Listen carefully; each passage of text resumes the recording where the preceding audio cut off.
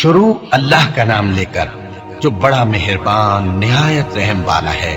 طٰہٰ، اے نبی صلی اللہ علیہ وآلہ وسلم، ہم نے تم پر قرآن اس لیے نازل نہیں کیا کہ تم مشقت میں پڑ جاؤ، مگر ہر اس شخص کی نصیحت کے لیے نازل کیا ہے جو خوف رکھتا ہے۔ یہ اس ذات کا اتارا ہوا ہے جس نے زمین اور اونچے اونچے آسمان بنائے، یعنی رحمان، جو عرش پر جلوہ افروز ہوا۔ جو کچھ آسمانوں میں ہے اور جو کچھ زمین میں ہے اور جو کچھ ان دونوں کے بیچ میں ہے اور جو کچھ مٹی کے نیچے ہے، سب اسی کا ہے۔ اور اگر تم پکار کر بات کہو تو کیا ہے؟ وہ تو آہستہ کہی ہوئی اور نہایت پوشیدہ بات تک کو جانتا ہے۔ اللہ وہ معبود برحق ہے کہ اس کے سوا کوئی معبود نہیں ہے، اس کے سب نام اچھے ہیں۔ اور کیا تمہیں موسیٰ کے حال کی خبر ملی ہے؟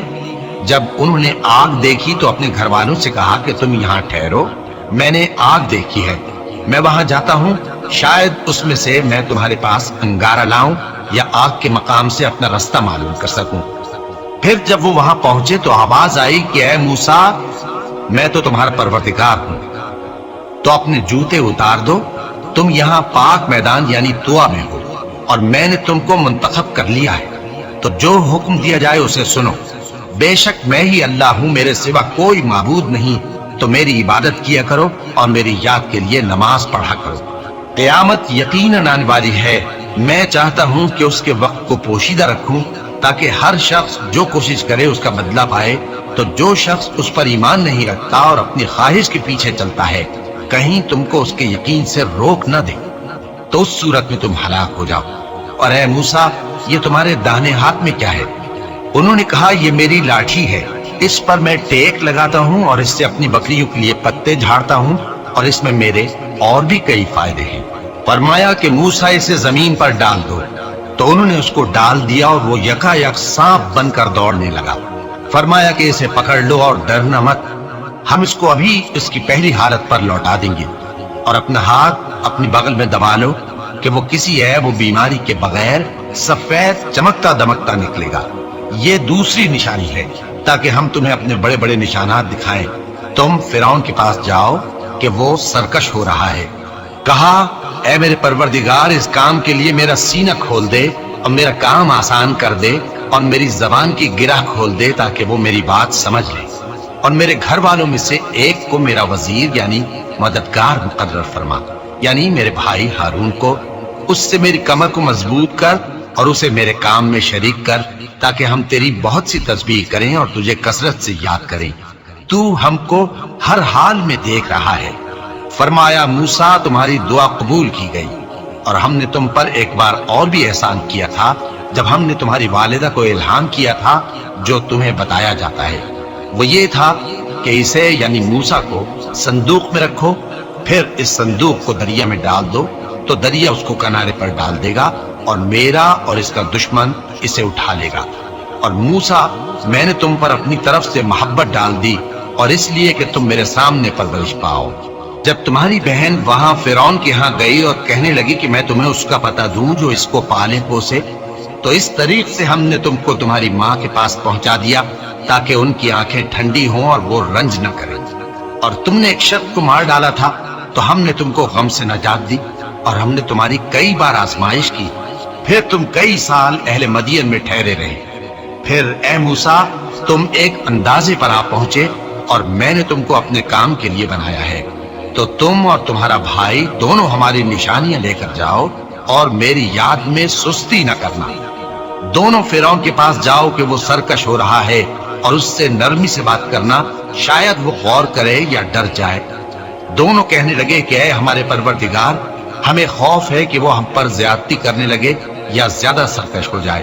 اللہ نے فرمایا کہ ڈرو مت، میں تمہارے ساتھ ہوں کہ سنتا اور دیکھتا ہوں۔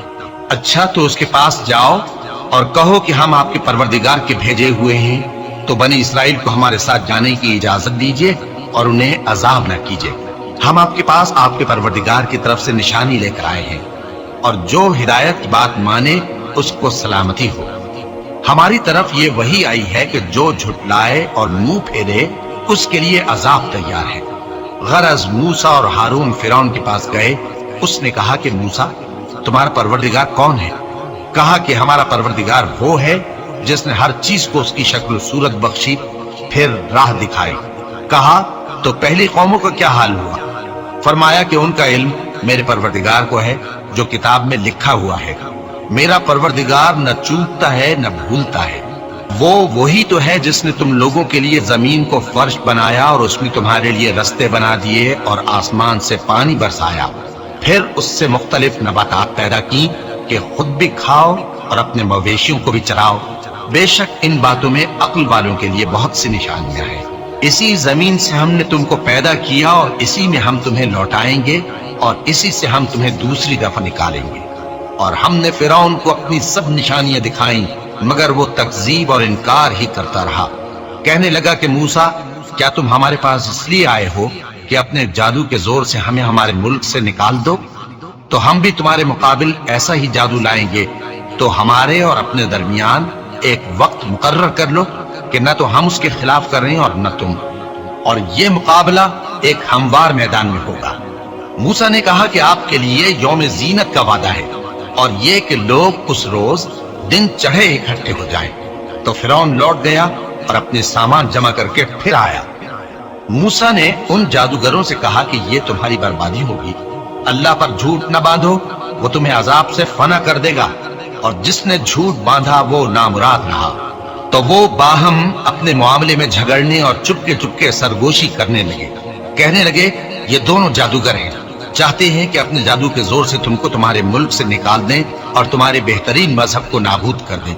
تو تم جادو کا سامان اکٹھا کر لو اور پھر قطار باندھ کر آؤ۔ آج جو غالب رہا وہی کامیاب ہوا۔ جادوگر بولے کہ موسیٰ، یا تو تم اپنی چیز ڈالو یا ہم اپنی چیزیں پہلے ڈالتے ہیں۔ موسیٰ نے کہا بلکہ تم ہی پہلے ڈالو۔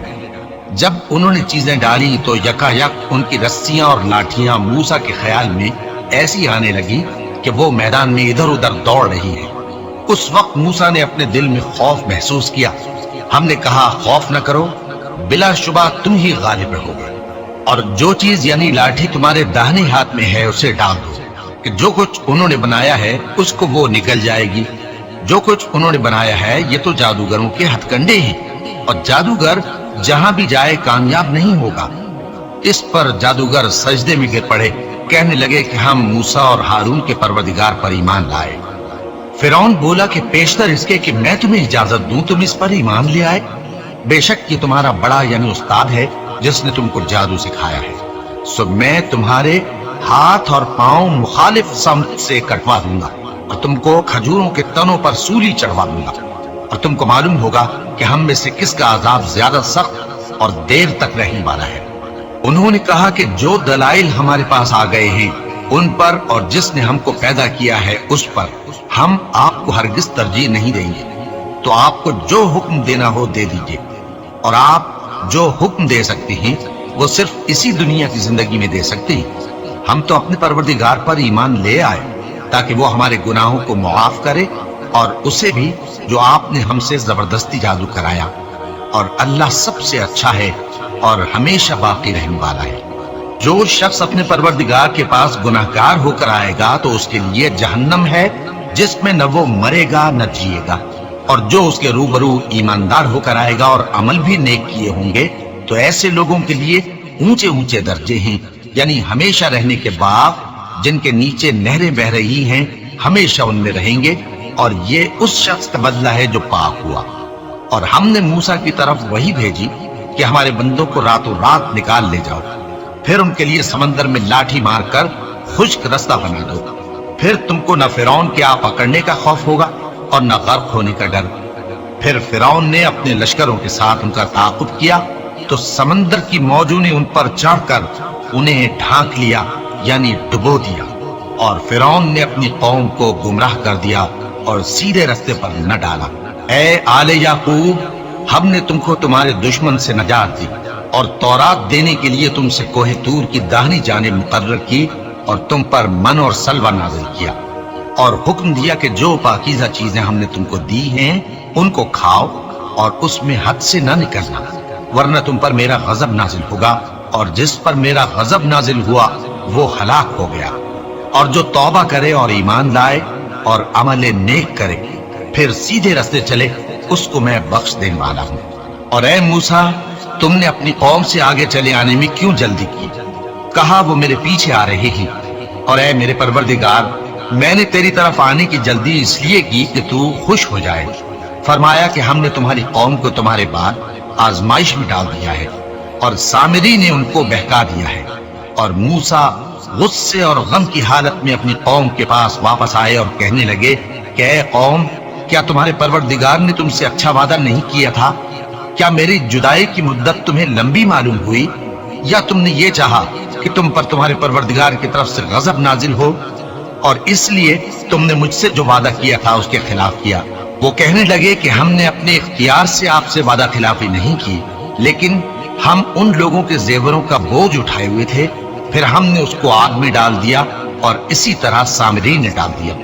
تو اس نے ان کے لیے ایک بچڑا بنا دیا، یعنی ایک بے جان جسم جس میں گائے کسی آواز تھی۔ تو لوگ کہنے لگے کہ یہی تمہارا معبود ہے اور یہی موسیٰ کا معبود ہے، مگر وہ بھول گئے ہیں۔ تو کیا یہ لوگ نہیں دیکھتے کہ وہ ان کی کسی بات کا جواب نہیں دیتا، اور نہ ان کے نقصان اور نفع کا کچھ اختیار رکھتا ہے؟ اور ہارون نے ان سے پہلے ہی کہہ دیا تھا کہ لوگوں، اس کے ذریعے تمہیں فتنے میں ڈال دیا گیا ہے، اور تمہارا پروردگار تو رحمان ہی ہے، تو میری پیروی کرو اور میرا کہا مانو۔ وہ کہنے لگے کہ جب تک موسیٰ ہمارے پاس واپس نہ آئیں ہم تو اس کی پوجا پر قائم رہیں گے۔ پھر موسیٰ نے ہارون سے کہا کہ اے ہارون، جب تم نے ان کو دیکھا تھا کہ گمراہ ہو گئے ہیں تو تم کو کس چیز نے روکا تھا؟ یعنی اس بات سے کہ تم میرے پیچھے چلے آؤ، بھلا تم نے میرے حکم کے خلاف کیوں کیا؟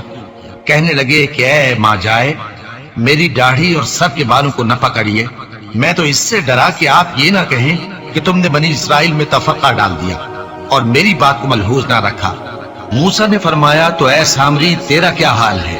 اس نے کہا کہ میں نے ایسی چیز دیکھی جو اوروں نے نہیں دیکھی، تو میں نے فرشتے کے نقش پا سے مٹی کی ایک مٹھی بھر لی، پھر اس کو بچڑے کے جسم میں ڈال دیا، اور مجھے میرے جی نے اس کام کو اچھا بتایا۔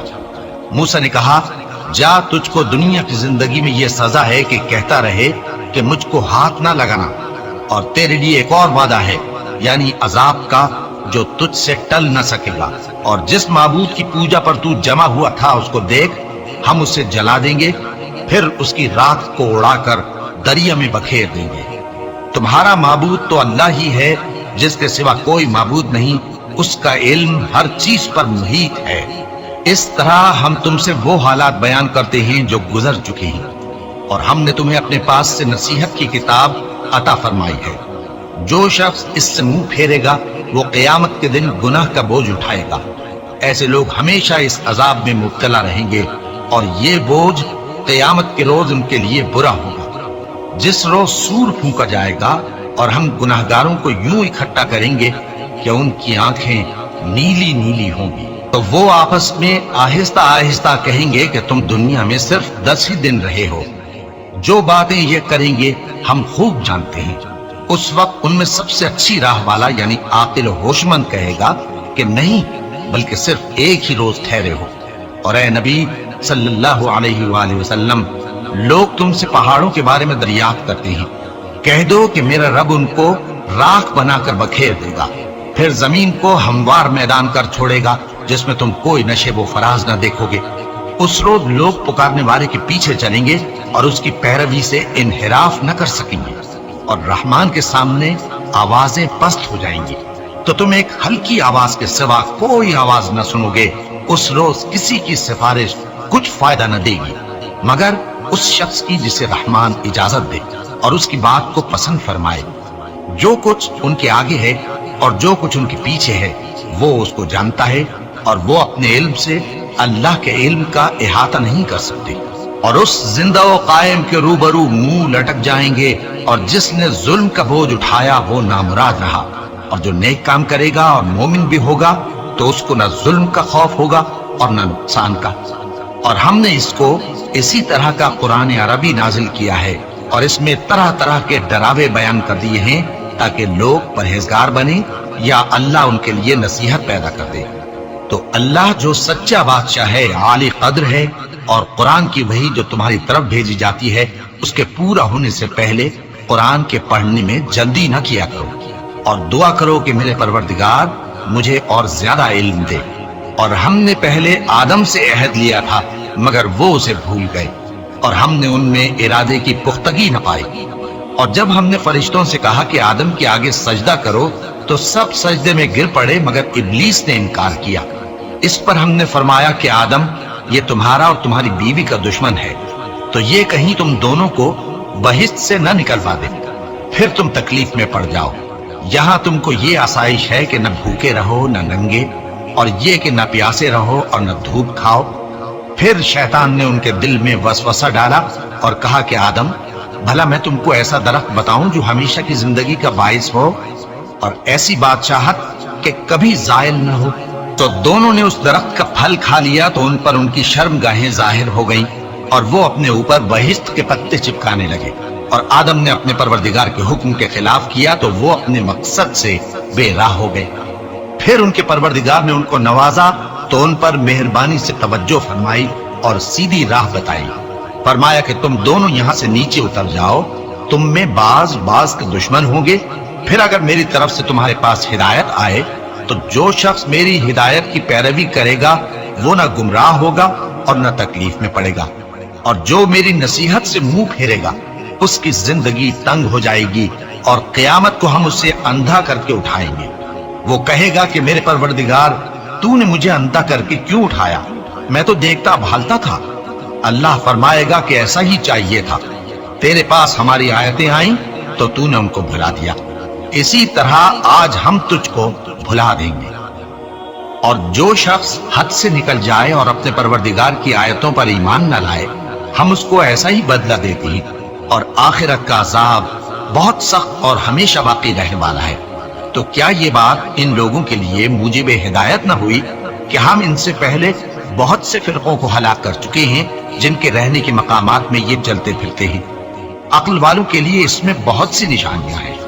اور اگر ایک بات تمہارے پروردگار کی طرف سے پہلے صادر اور جزائے اعمال کے لیے ایک میعاد مقرر نہ ہو چکی ہوتی تو نزول عذاب لازم ہو جاتا۔ پس جو کچھ یہ بکواس کرتے ہیں اس پر صبر کرو، اور سورج کے نکلنے سے پہلے اور اس کے غروب ہونے سے پہلے اپنے پروردگار کی تسبیح و تحمید کیا کرو، اور رات کی کچھ گھڑیوں میں بھی اس کی تسبیح کیا کرو، اور دن کے مختلف اوقات یعنی دوپہر کے وقت بھی، تاکہ تم خوش ہو جاؤ۔ اور کئی طرح کے لوگوں کو جو ہم نے دنیا کی زندگی میں آرائش کی چیزوں سے نوازا ہے تاکہ ان کی آزمائش کریں، ان پر نگاہ نہ کرنا، اور تمہارے پروردگار کی عطا فرمائی ہوئی روزی بہت بہتر اور باقی رہنے والی ہے۔ اور اپنے گھر والوں کو نماز کا حکم کرو اور اس پر قائم رہو۔ ہم تم سے روزی کے خواستگار نہیں بلکہ تمہیں ہم روزی دیتے ہیں، اور نیک انجام اہل تقوی کا ہے۔ اور کہتے ہیں کہ یہ پیغمبر اپنے پروردگار کی طرف سے ہمارے پاس کوئی نشانی کیوں نہیں لائے؟ کیا ان کے پاس پہلی کتابوں کی نشانی نہیں آئی؟ اور اگر ہم ان کو پیغمبر کی بھیجنے سے بیشتر کسی عذاب سے ہلاک کر دیتے تو یہ کہتے کہ اے ہمارے پروردگار تو نے ہماری طرف کوئی پیغمبر کیوں نہ بھیجا کہ ہم ذلیل اور رسوا ہونے سے پہلے تیرے احکام کی پیروی کرتے۔ کہہ دو کہ سب نتائج اعمال کے منتظر ہیں، سو تم بھی منتظر رہو، ان قریب تم کو معلوم ہو جائے گا کہ دین کے سیدھے رستے پر چلنے والے کون ہیں اور جنت کی طرف راہ پانے والے کون ہیں۔